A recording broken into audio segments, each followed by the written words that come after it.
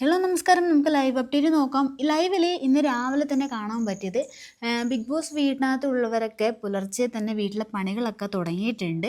കാരണം റിയാസ് അഡീഷണൽ ആയിട്ട് അവരെ കൊണ്ട് എന്തൊക്കെയോ ചെയ്യിപ്പിക്കാൻ ശ്രമിക്കുന്നുണ്ടെന്നാണ് തോന്നിയത്. അത് എനിക്ക് തോന്നുന്നു നമ്മുടെ ഈ ഒരു ഗസ്റ്റിൻ്റെയൊക്കെ ആ ഒരു ഗെയിം ഉണ്ടല്ലോ അതുപോലെ ഇന്നലെ റിയാസ് എന്തൊക്കെയോ ചെയ്യിപ്പിക്കാൻ ശ്രമിക്കുന്നതൊക്കെ നമ്മൾ കണ്ടതാണല്ലോ.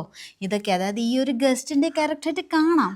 പക്ഷേ ഏതോ ഒരു നിമിഷത്തിൽ റിയാസിൻ്റെ ഗെയിം പരിധി വിട്ടു പോയി എന്നാണ് തോന്നുന്നത് കേട്ടോ. അതുകൊണ്ട് തന്നെ ഷാനവാസ് നല്ല കലിപ്പിലാണ്.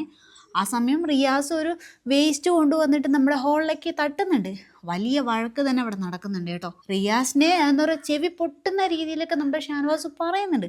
ഇതിനെതിരെ എല്ലാവരും ഷാനവാസിനെതിരെ തിരിഞ്ഞിട്ടും ഷാനവാസ് അങ്ങനെ കട്ടയ്ക്ക് തന്നെ അവിടെ നിൽക്കുവാണേ. തൊഴിലാളികളെ ആവശ്യമില്ലാതെ റാഗ് ചെയ്യാൻ വരണ്ട, ഭരിക്കാൻ വരണ്ട, തൊഴിലാളികൾക്ക് അതിൻ്റെതായ റൈറ്റ്സ് ഉണ്ട് എന്നൊക്കെ പറഞ്ഞിട്ട് എൻ്റെ അമ്മോ എമ്മാതിരി വഴക്കാണ് നമ്മുടെ ഷാനവാസ് അവിടെ നടക്കുന്നത്. പക്ഷെ എന്താണ് ഇതിൻ്റെ റീസൺ എന്ന് മനസ്സിലായിട്ടില്ല കേട്ടോ.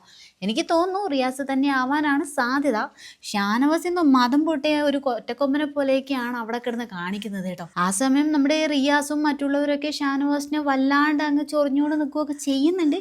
പക്ഷേ ഷാനവാസ് അങ്ങ് കട്ട കലിപ്പിൽ തന്നെയാണ് കേട്ടോ.